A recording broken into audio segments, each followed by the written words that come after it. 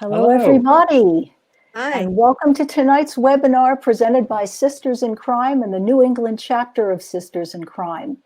My name is Lisa Lieberman, your guest moderator for this presentation. Get ready for NaNoWriMo, Mystery Making, an interactive webinar. Sisters in Crime is the only organization of its kind, an international society of writers, readers, agents, editors, and other professionals, women and men who support our unique mission, which is to promote the ongoing advancement, recognition, and professional development of women crime writers. To learn more about Sisters in Crime and the many ways we support our members across the globe and at the chapter level, please visit www.sistersincrime.org. Just a few housekeeping notes before we get started. The best browsers to use in accessing sync webinars are Google Chrome, followed by Firefox. If you are using one of these two browsers and are still experiencing technical problems, try two things. One, click the Help button at the top right of your screen and click on Compatibility Mode. Or two, click the Get Audio Video Help in the lower left corner of your screen, or keep these three tech help tips ready, and you will have the opportunity to type them into the Ask a Question box. So let me just say a few words now about our own chapter. Mystery Making was developed by the New England chapter of Sisters in Crime by 4 of our members at Malice Domestic. And I'm wondering, all of you people out there, how many of you heard Mystery Making at Malice Domestic? It's probably been 4, 5, maybe even 6 years ago. Is anyone there? You can type in the chat box, a veteran of that. I'm not seeing anybody who's seen it, but we will assume that there are a few people who've done it before. But for those of you who haven't done it before, I'm going to tell you how it works. Mystery Making is a creative escape into a story that all of us, that's you and us, are going to write together.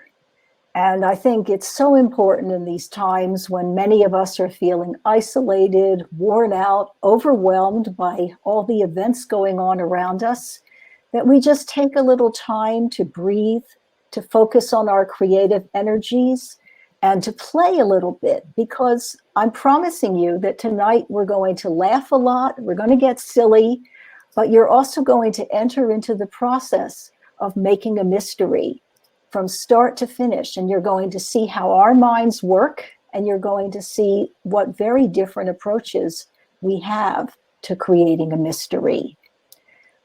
As I said, I just want to remind you, those of you who already have used Crowdcast before, you know that there's a chat box, and if you just start typing in that little box on the bottom right-hand corner of your screen, it will appear in the chat, and it'll start scrolling up. And since there's 153 of you out there, a lot of audience members, that chat box is going to be going very quickly. So as you're typing your suggestions and they're whizzing past us, we have somebody who's going to be monitoring that. Her name is Linda McHenry, another member of our chapter, and she will be periodically summarizing what we're talking about here. If she sees anything interesting go by, she's going to maybe retype it, bring it back to our attention so that I can focus on telling the story and writing the story with you all. Linda's the one who's going to kind of make sure that we don't miss anything important. A reminder again, if you get lost, if you get logged out, if you're having any difficulties, go down to the box in the bottom that says Ask a Question. And if you click on that, a window will open, and Lisa Malice, who is the member of Sisters in Crime National, who is coordinating this, can help you with your technical problems. Don't forget, if you do get kicked out or you lose your connection, you can always watch the replay. So, to summarize, you are going to be giving us story ideas, and we're going to be moving along. We're going to start with characters, we're going to move to location, we're going to move to murder weapon, and finish up with the motive. And you're going to be typing those in the chat box. And we're going to be working with what you give us and creating a story. I'd now like to introduce our panelists, and they're going to tell you a little about themselves and the kind of mysteries they write. So first, let me introduce Edwin Hill. Edwin? Hey everyone, my name's Edwin Hill. Welcome tonight. I'm actually on the National Board for Sisters in Crime. I'm the education liaison, so I work with Lisa Malice and the rest of the team on putting together events like this one. I literally just stepped into the role about a month ago, so have done absolutely no work around tonight. So I want to thank the team that put this together. For the last year, not many years, for the last year, I served as the co-chair for the programs committee for Sisters in Crime New England. And I'm also the author of two novels of suspense featuring Hester Thursby. They're called Little Comfort and The Missing Ones. And my third thriller is coming out in December. It's called Watch Her. Okay, Carolyn, can you say a few words about yourself? Hi, everybody. My name is Carolyn Wilkins. And let me see, what do you need to know? I've written 3 mystery novels. 2 of them feature an African-American protagonist who's a music teacher. She lives on the south side of Chicago and solves mysteries. My 3rd mystery is called Death at a Seance. It is a historical mystery that is kind of cozy, set in the 1920s, and features a psychic. That's right.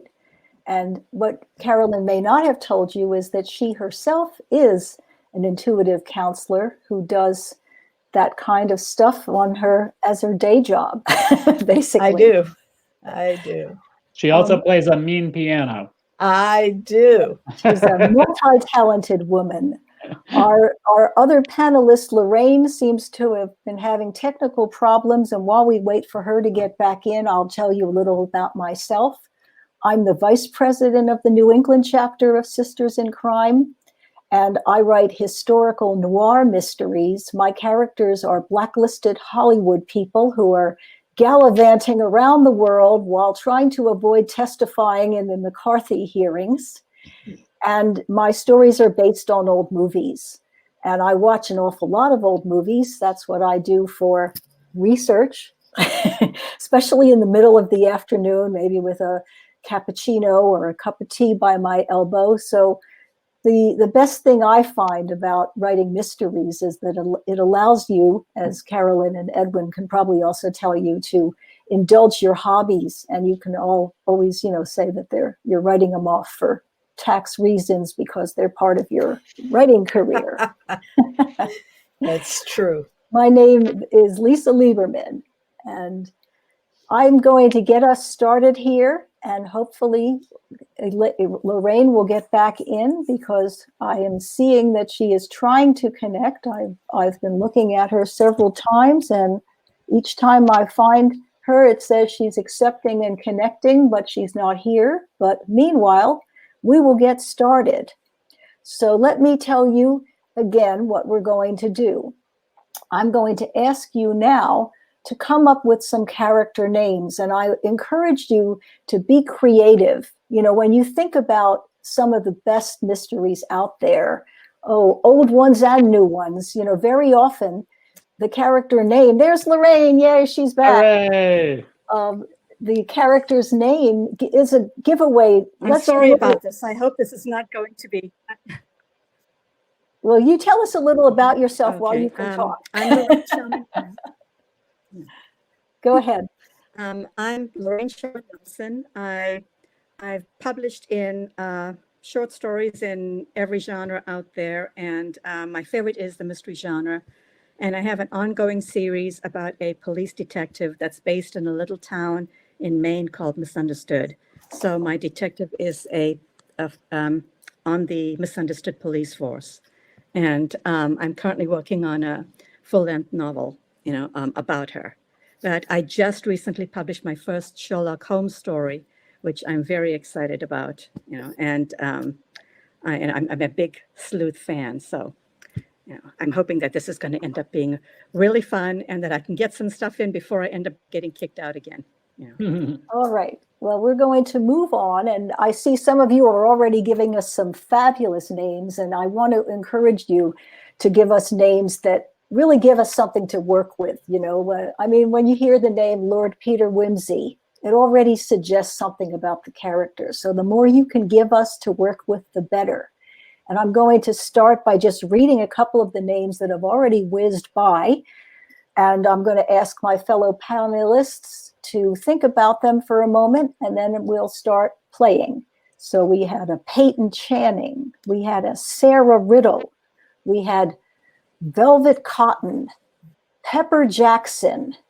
We've got Phineas Strong, Magnus Waddle, Joshua Candy. Let me start with you, Edwin. Do any of these names suggest anything to you in terms of a character in a story? Oh, sure. I really like names that evoke something from my own past. So I'm going to pick Pepper Jackson.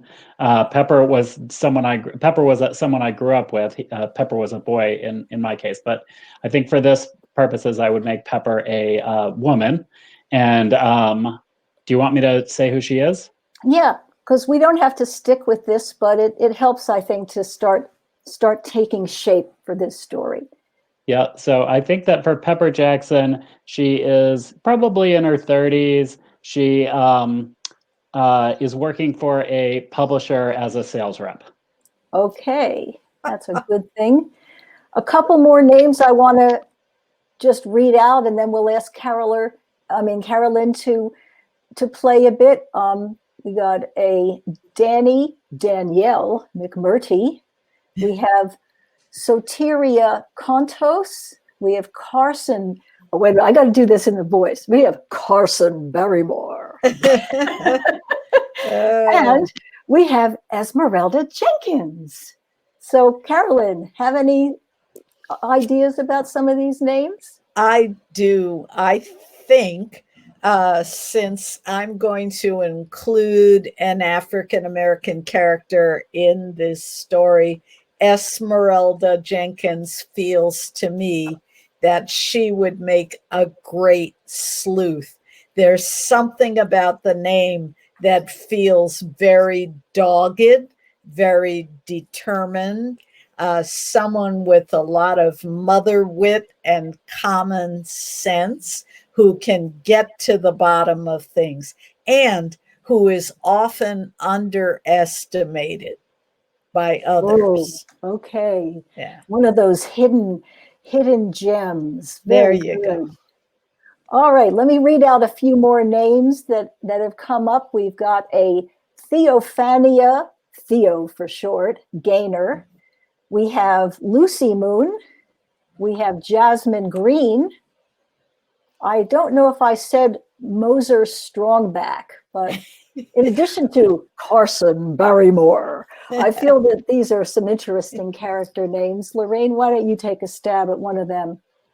I think I'm going to go with Jasmine Green, because Jasmine is an Indian name as well. And she may have changed her last name to Green to just help her agency along. I see her as running a detective agency. Okay, so agency.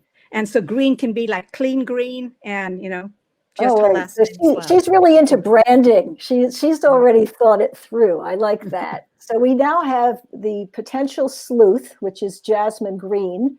Edwin, I don't know if you said whether your character Pepper, you see this person as a victim, as a villain. I think she's a woman with a secret. A woman with a secret. Yeah. Okay.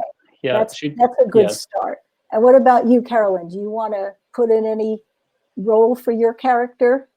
Well, I had thought as Esmeralda for the sleuth, but I'll cede to Jasmine with the detective agency. I will say instead that Esmeralda is someone who has discovered a secret and possibly might be using her mother wit and being sneakily underestimated to possibly blackmail somebody. Okay. Well, Okay. I'm going to go with Carson Barrymore. Okay.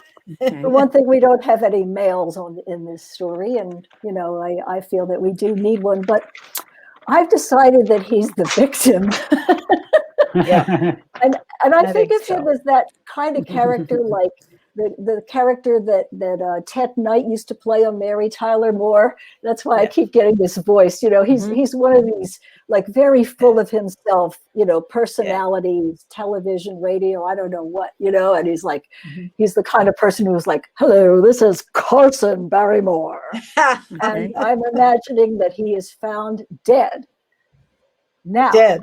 Okay. Absolutely. when the story opens, he is found dead, and we'll leave it there for the moment because I'd like to move on to the location. And we all know this business: location, location, location. Here we are. We're all stuck in our homes or in our towns. We haven't been able to travel. We haven't been able to see our friends. And so as you guys start thinking about locations and typing them into the chat area, I want you to think exotic. Let's do some armchair traveling. We can go anywhere. We can set this story anywhere we want. And don't forget that we can travel in time as well as geographically. So you can set the story in another period as well as in another location. And let's start getting some places here. We've got Charleston, South Carolina. Come on, people. We need some more places. St. Tropez. Yes. And I think that somebody should run with one of these. Singapore, Moscow, Russia. How about Carolyn? You want to jump in on any of those places tickle your fancy? An ice cream store in London, England, Missoula, Montana, France. Oh my gosh, we can go anywhere, can't we?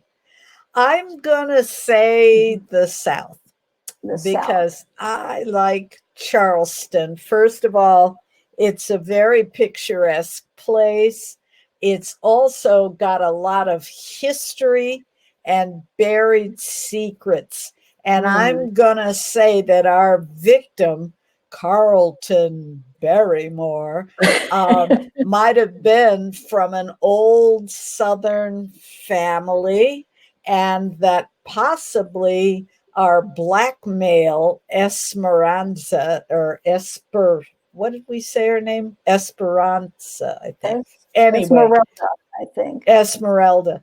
She used to work for the family as a maid, and she discovered some stuff.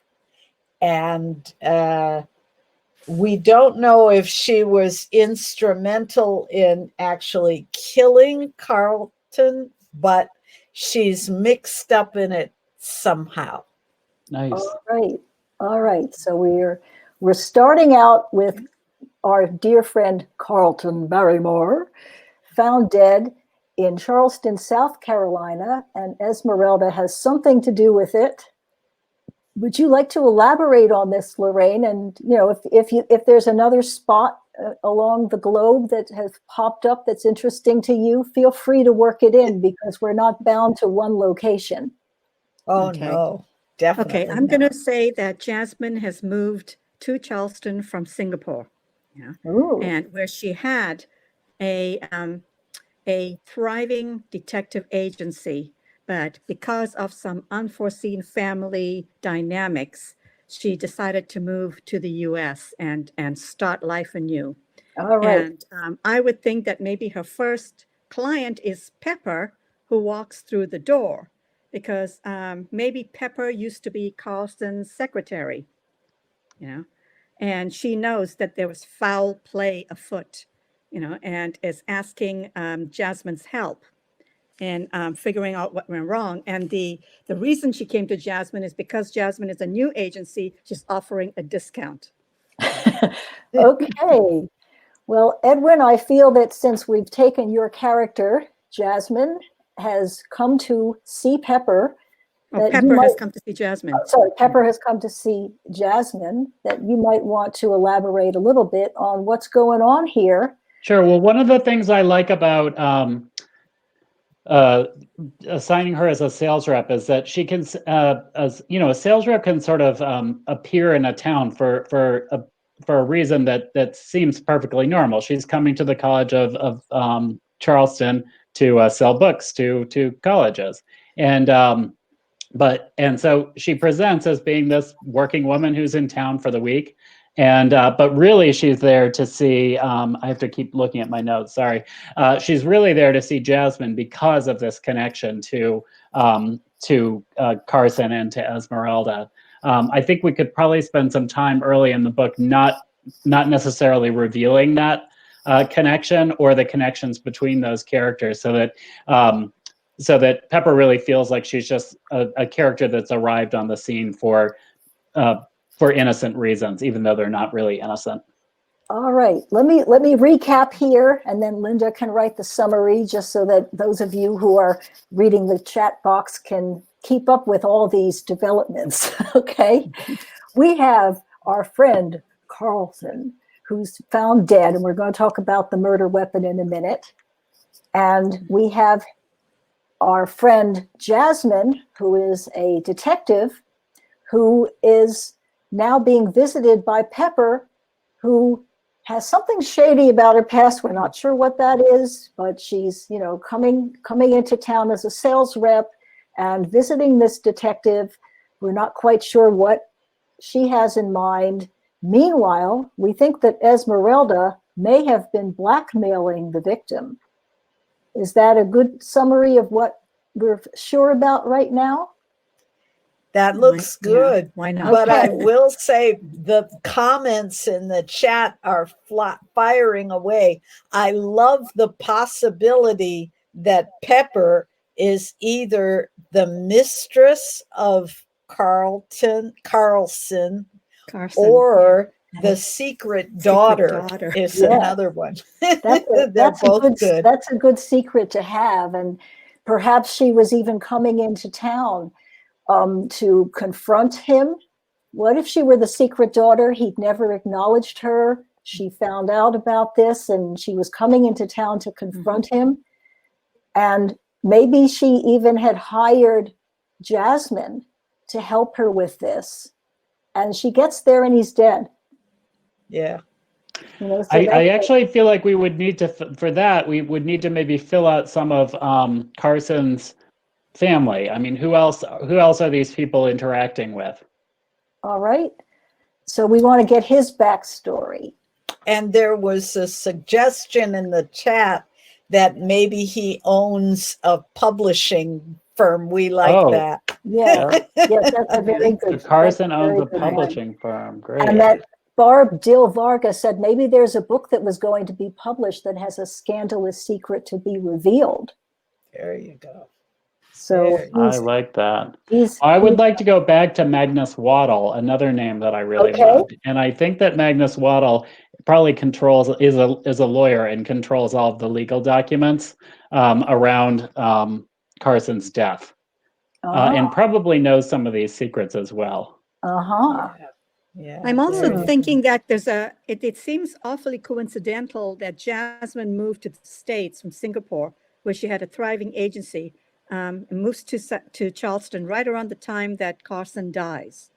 So that seems suspicious to me. I feel like, you know, there's a reason that she's there and that she has this connection. Well, I like this because we now have Jasmine as a suspect who can also join Esmeralda as having something shady going on there.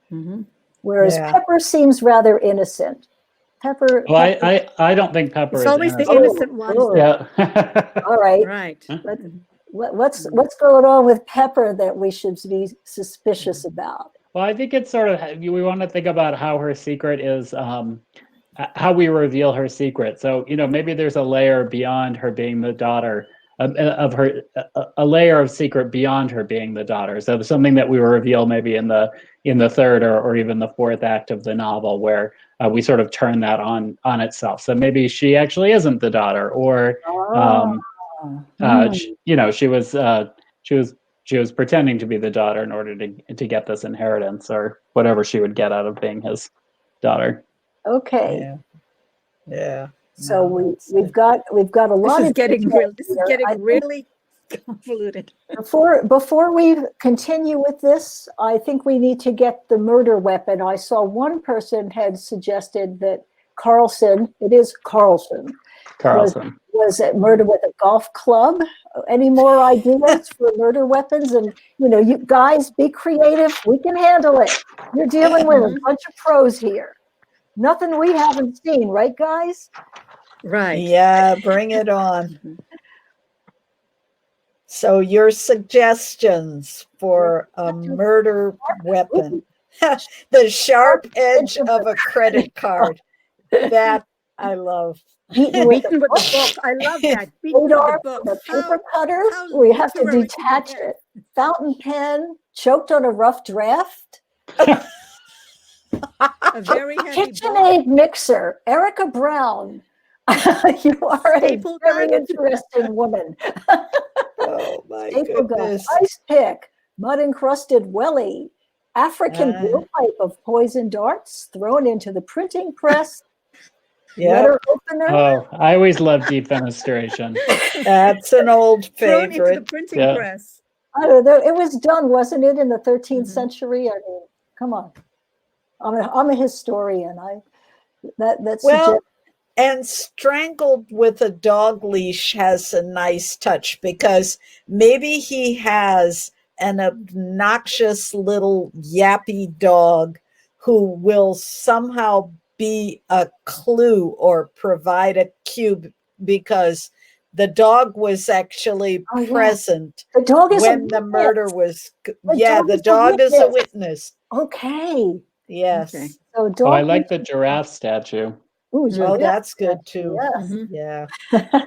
I mean, one thing we want to decide is sort of how graphic this book is. I write sort of more suspense, more violent novels. But if we're gonna keep it a softer mystery, we might want to make something funnier, or something that happens off screen. Well, That would Oh, he was certainly be beamed. the I love this. case. Beamed with the Edgar Award. Ah, yes. How yeah, and poetic. Linda's sort of going along with that. But let's not decide what kind of mystery it is yet. Let me give each of you an opportunity to say, with the elements that we have so far, what you would do with them. And then we will turn it back to the comment box and ask people to decide which scenario they want us to go with. So, Edwin, you started. You want to make the case for writing a suspense mystery that might be a little more graphic?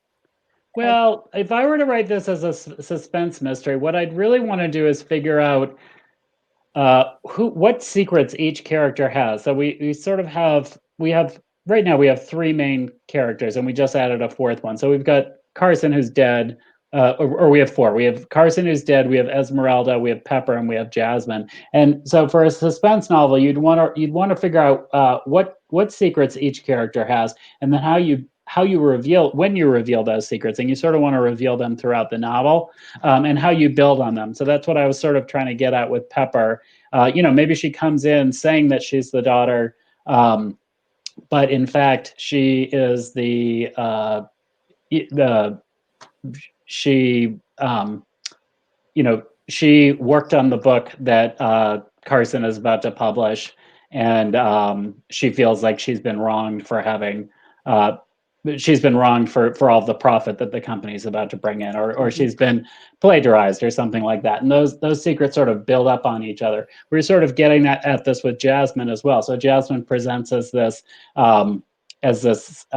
detective who's moved here from Singapore, but maybe in actuality she has another identity that we reveal sort of halfway through the novel, and she's a much more nefarious person than we originally thought. So for me, if I were to, if we're going to start with Carson being dead from the very start, I'd probably want that to be a relatively violent death.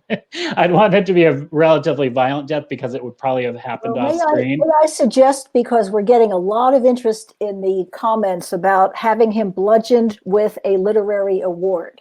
Yes. So, I do like that. I think I wonder why. If we want violent, and we don't have to get gory about it, but I think the literary award bludgeoning seems to be the fan favorite. So what I would do is I would start out with that literary award, and there'd be something cringy in the description, something that made you stop and pause on it. All right. Cringy for Edwin. About Lorraine, you write more crime, which, can go in many directions. Anything you want to bring in as new? I think that Jasmine might become one of the prime suspects, because maybe in his office, he's got obviously like a little cocktail bar area set up with all his liquors and, drinks. He's one of those. He's one of those kinds of publishers. Yes, he's one of those old 1960s kind of publishers. And I think that one of the things he has there maybe would be like an Indian tonic that when added to a drink in small amounts would be just fine. But when added in large doses would be toxic. And so, her being this new Indian detective in town, maybe some of the suspicion turns to her as well. What is he doing with this Indian tonic? How did he get a hold of it? It's not something that is readily available. And, sometimes it's nice that they originally think that he died from the injuries of the bludgeoning, but they find that he actually was already dead from having drunk this Indian tonic that Jasmine managed to. Maybe they find it in the glass, like in the dregs of the glass, but they don't know how much is drunk. And maybe at first cause of death is not quite clear. It could be the bludgeoning. It could be this tonic. We don't know yet. Interesting. Red herrings. Red herrings are important, and when we get to motives, we'll talk more about that. Carolyn, you got anything to add, coming at it as you do, as more of a cozy writer, but then there's also your paranormal dimension that you might want to. Well, exactly. And because they live in an old, creaky southern mansion with the pillars and the whole nine. And of course, there are ghosts, right? That goes without saying. Ghosts hiding among the Spanish moss. Hanging among the Spanish moss and scaring everybody to death. And particularly Carson, in his days leading up to his death, was deathly afraid, and he kept saying, I'm seeing things. There's something here that's not right. And he was maybe working on a secret manuscript or a secret diary that tells old family stories about this ghost and why it's there. And I do feel my girl Esmeralda is somehow connected with this family history. Like maybe either she worked in the home or her parents worked in the home and heard tale of old stories that go way back involving the ghost and why it's there. Huh. All right. I'm looking at the chat room, and all these writers are often running with a story. And some great you ideas. guys are fabulous. I've been trying to take notes on some of them. Someone said there's a secret note that was in the felt on the bottom of the statue that was used to bludgeon him. And Others someone's are saying that that the tonic is working on him mentally, causing him to hallucinate more and more over time? That's good. Yeah, the tonic. He could have been taking the tonic regularly. Someone suggested they soaked his toothpicks in it. That he's one of those guys who's always chewing a toothpick, so it's slowly entering his system, and That's you know good. it's causing him to have these visions, which may or may not be true. So maybe those are the ghosts that he's seeing. Maybe Yeah. he's been saying that he sees them, but it could be because of the tonic. That it's causing him to hallucinate. Yeah, and someone is saying so the poison didn't kill him; it just made him loopy. That's interesting. Others are suggesting that the Bloody Literary Award is actually, when they do a DNA test, Somebody else's actually blood. someone else's blood. In other words, maybe Carson had killed someone else, and put the statue back on his on his display area. And Oh, that's good. and somebody else here says that the ghost is his father, since he lives on a family plantation. All right, well, let me ask you guys. You've been hearing us develop this story a little bit, and before we settle on a genre, because at some point you have to commit, right? And you can't just play. Do you like the paranormal direction? Should we make that real or hallucination? Do you like the goriness that Edwin is suggesting, or would you rather take it in what I think of as a more somewhat intellectual puzzle direction, as Lorraine is doing? Give us some guidance here before we go any further. Alas, poor Yorick. Exactly.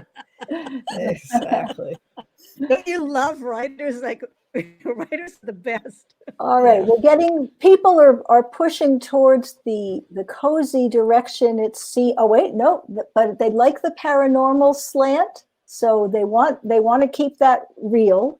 Well, we're getting both sides. We've got puzzle, cozy mystery, hallucination, cozy with paranoia. All right. Ooh, Laura Nelson, hallucination. Maybe at the end another ghost appears to make you wonder. I like that. A nice kind of twist at the end. Nice. And late entry ghost is coming through. So there's sort of two levels to this story. Let me recap here. Okay, we have the body of Carson, which has been bludgeoned, where there's a suggestion that he's hallucinated because he's been telling people, someone's out to get me, something bad's about to happen.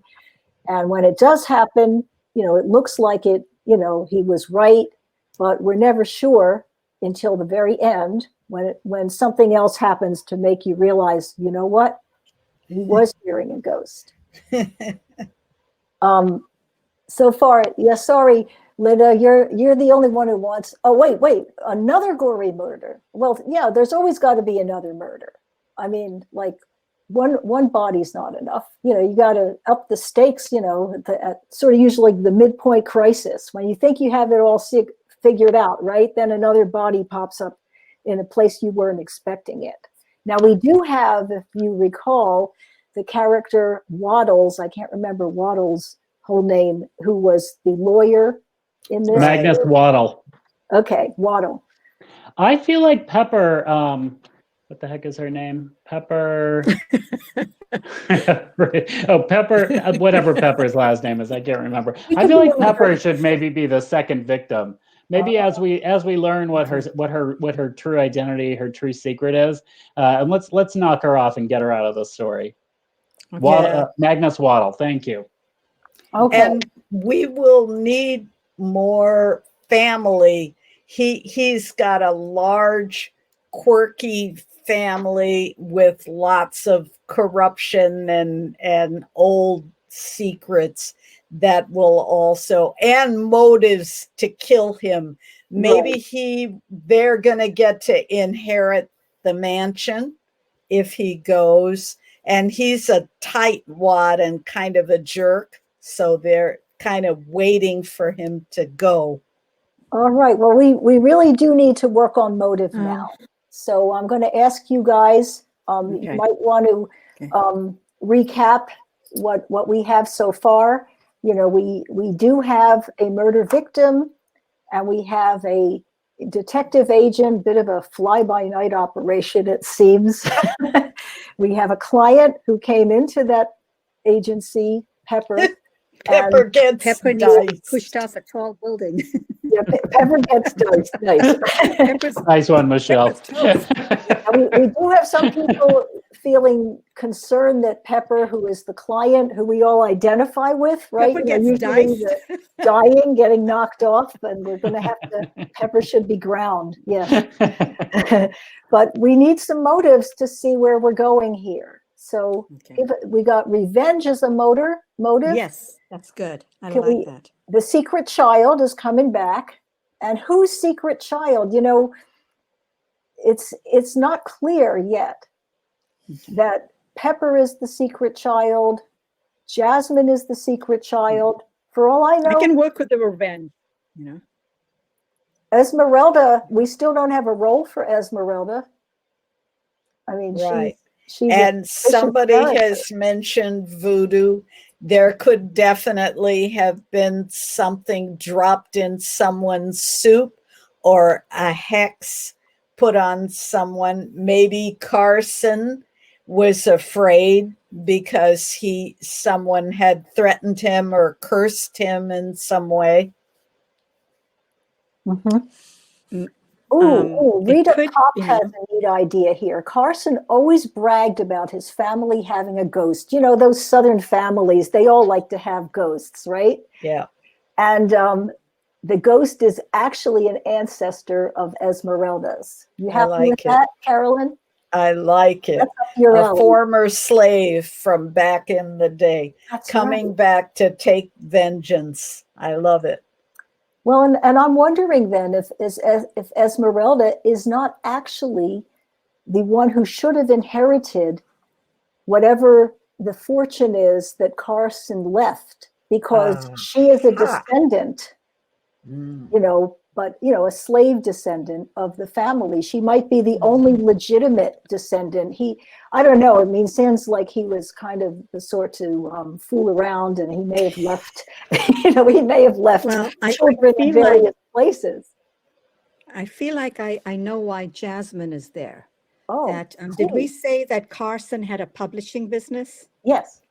Maybe Jasmine's dad in Singapore also had one, and they were, you know, they did business because the books that were published here were published in Singapore through Jasmine's company, but somehow Carson ended up swindling Jasmine's dad, and his publishing company ended up going bankrupt. And you know, as a result of whatever it is that Carson did to Jasmine's dad, you know, he ended up dying, maybe, you know, penniless or, you know, heartbroken because of what Carson did to him. And so Jasmine came to the States to exact some kind of revenge. Yes. So the police find this out about her. And so she is a prime suspect because of that Indian tonic found in his office. Okay. That's nice, but that could be a red herring. And the reason Yes, I want it to could point be. that out You know, is because somebody could be, came but up we have with to explain something about all of these characters. Right. You know, and why No, they're there. we want lots of suspects. But somebody came up with the idea that the blood on the statue was DNA tested, and that might be what connects Esmeralda I like that. to the family. I also wonder, because we're trying to do a paranormal thing, I wonder if the ghost could have some information from the past about the fortune, the Carson's fortune, and maybe that fortune should actually have gone to Esmeralda and her family at some point. And one of these family members that we haven't named yet, but one of these family members knows that the ghost has that information and had either maybe Carson had wanted to right the wrongs of the past because this ghost had told him about it. So this person we sort of think of as bad from the beginning of the book suddenly makes us about turn at the end as we find out that he was trying to do something noble. Oh, in fact, what if he knew that Esmeralda was a descendant of his family and he wanted to make things right? You know, And I mean, that's why he was killed. Right. Mhm. Yeah, maybe, one or two members of his own family, found, his will, or somehow got information that he was planning to change his will, to put Esmeralda's descendants as one of the rightful heirs to to his vast fortune, and before he could actually, have his new will put into effect, he was killed. Mhm. Yeah, that's a That's nice good. one. And That's I good. think that that he has probably, he doesn't have to be completely pure and holy. So he has other descendants, perhaps by mistresses, maybe even by a wife, other people who have a claim to the fortune. One of these might be this Magnus. I keep forgetting, Waddles. who, Magnus Waddle. Magnus Waddle, who always thought he was going to inherit. He was like the stepson or something like that, and he expected to inherit. And when, it turns out that he's a jerk, and, and Carson had always said, you're no good, you should make it on your own. Don't expect to inherit from me. And when he finds out that Esmeralda is going to get it all, that's what does it. Well, I also wonder if we can bring good old Pepper back in. Let me see if I can think this through. Thank you, I Linda, wonder, for reminding us, Magnus Waddle. I wonder if Pepper and Magnus Waddle could actually be in cahoots, because they knew that Carson was going to be changing his will. And so Pepper hires Jasmine sort of as a decoy to make it look like she was trying to get in with Carson and force him to leave money to her, even though she knew, and Magnus Waddle also knew, that he had already left money in the original will to Pepper. And what they were trying to do is get him to stop changing that will so that it would go to Esmeralda. Did that make any sense? That was very convoluted. Let me build on that. I'd like to bring in a noir element, because that's what I do. And so I'd like to see Pepper as a femme fatale who actually manipulated Magnus Waddle. Because, and she probably slept with him, and made him, like just so besotted with her that he would do anything for her, right? I'm thinking of the character, the Phyllis Dietrich character in Double Indemnity, somebody who manipulates men with their bodies, like, so many of those wonderful noir heroines do. That's awesome. I love it. Well, we're really getting some good ingredients here. So does Esmeralda have a side to her, a secret that she is keeping? We haven't really dealt with it. I think that she also is a voodoo priestess on the side. A voodoo priestess. Yes, I think that she has a private practice that nobody knows about. The white people don't know about, but she's known within the community, but it's very on the down low. Yeah. And so possibly she could also be looked at for putting something in his drinks or something like this. Yeah. I like that. Yeah. Everybody has to have a secret of at least one. Yeah. So do we have in mind who's going to be the one? Well, I think we better start moving in that direction, because we've got about 11 minutes to go. And I always say, endings are the hardest thing for me to write. And I want to make sure that all of you guys who are watching, have taken you through the whole process and gotten you to the end. So at least it's possible, because I'll tell you, my stories that's the part that kills me. And I will say my reviews often have criticized me for not ending as nicely as I should. So we better finish this up. Tie it up.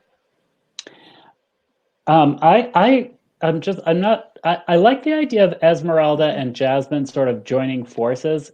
Maybe they've had a slightly antagonistic relationship through the novel, and I'd love to see how they could join forces as they come to the conclusion of the novel.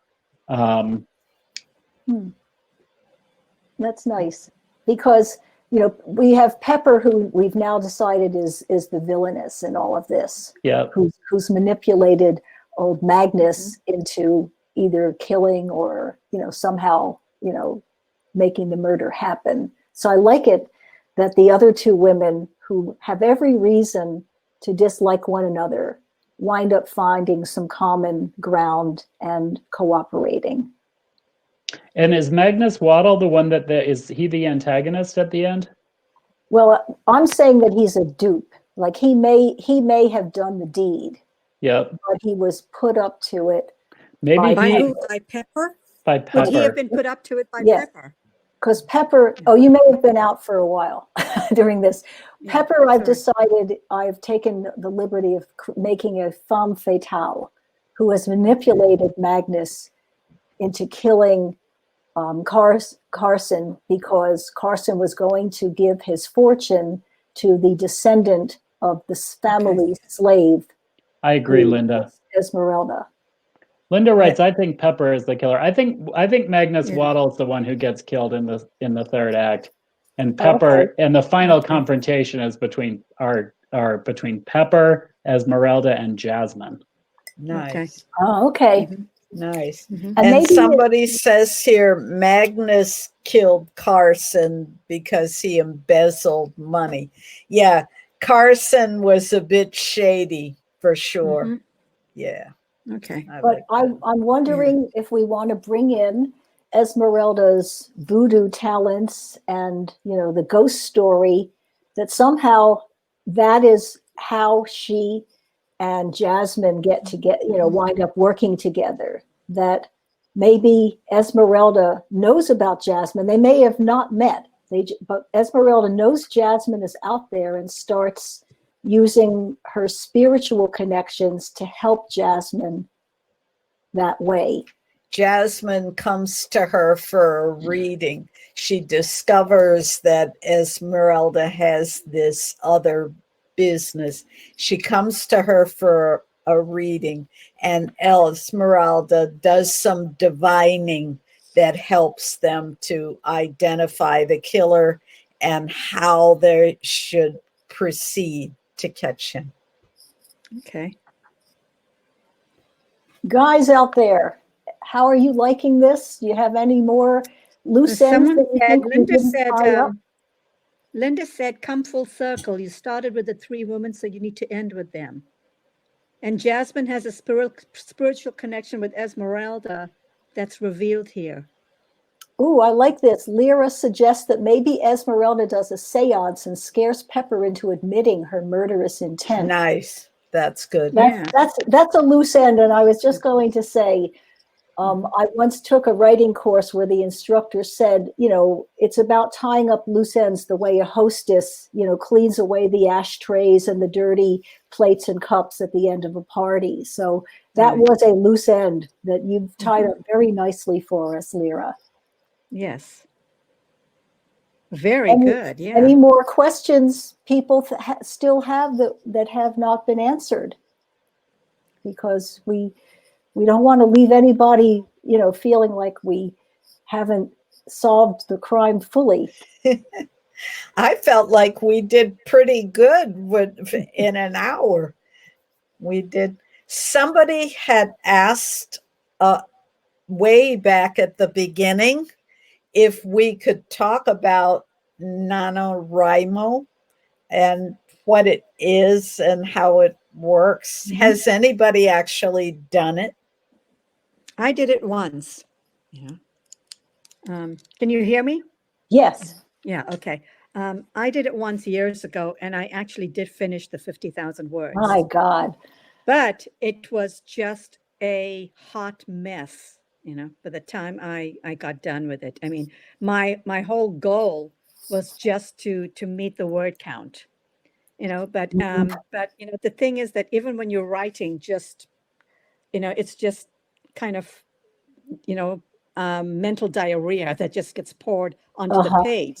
But even when that happens, there are some gems that you'll actually find within your story. Well, I see some people in the comments who have been doing it every year, or who've done it, and finished 70,000, 100,000, 110,000, and that's really impressive. I do it with every one of my novels. So I start with a NaNoWriMo is really helpful for developing a rough first draft, where you can really think through some major plot points and develop a little bit of your characters.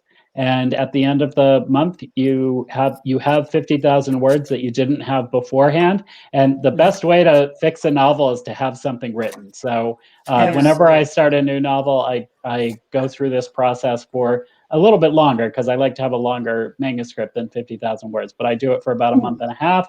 And at the end of the month and a half, I have something that I go back and fix. That's great. Yeah, I think it works. It works like for people like Edwin, probably, who's probably very disciplined. It probably works really well. When I'm just left to just rant for 50,000 words, it's a rant. But there are genuinely good parts of it that I can take out and actually use. Yeah, and that's what you do. You mine it for the gems. Well, before we go, you have a foundation. It could be a shaky foundation, but you have a foundation to work from. Before we go, guys, we are missing one important element of the story, and that's a title. Oh, Lordy. That's the hardest part, isn't it? We're not going to do it. We're going to ask our people out there in the chat. Come on, you guys, give us a title. It's got to come up with a gem. Intriguing. It's got to bring people curious to open the book. So any ideas? Well, they're still talking about NaNoWriMo. Yeah. Come on, guys, don't leave before giving us a title. We need something to do with, spirit, ghost, southern moss, something. The table not paranormal suspense. That's good. I like it. I like it. The table not twice. Ghost reveals all. Good. Reveals all. Yeah, that's well done. I like the table not twice. Yeah. Boogeyman, a ghost of a chance. Yeah, that's also good. Secrets. I like a ghost of a chance. I vote for that one. Yeah, that's all good. Yeah. Well, listen, you all, this has been a blast for us, and I hope that it's been as much fun for you guys as it has been for us. I want to say I wish you all, Whispers Through the Spanish Moss, Southern Charms. They're coming now. People are getting fired up. I want to say, for those of you who are going to do NaNoWriMo, I hope this has given you a little bit of a spark of inspiration, and that you'll all be, getting out there with your 100,000 words in 1 month. Best to you. Yeah. As a closing comments on behalf of our panel, the New England chapter of Sisters in Crime and Sisters in Crime National, I'd like to thank you for joining us live. We hope you enjoyed the presentation. Members of Sisters in Crime can view this webinar and a library of recorded webinars by visiting www.sistersincrime.org. You'll find the webinar archives under the Learn tab. And if you're not already a member of Sisters in Crime and want to join, click on the Join tab, where you can learn about benefits of membership and pay online. Learn about Sisters in Crime chapters like ours, the New England chapter, both local and online, under the Connect tab. And finally, a reminder that there's going to be an upcoming virtual workshop, Sync Integrate Writing, on Saturday, October 3rd, from 12 p.m. to 3:45 p.m. The topic will be creating authentic characters, and it features, get this, Walter Mosley, Lou Burney, and Tempest Bradford. Yay. You can register to attend live webinars under the Learn tab of the Sisters in Crime website. Thank you. Enjoy the rest of your evening, and right on. Right on. Good Bye, night, everybody. Bye. Thanks so much.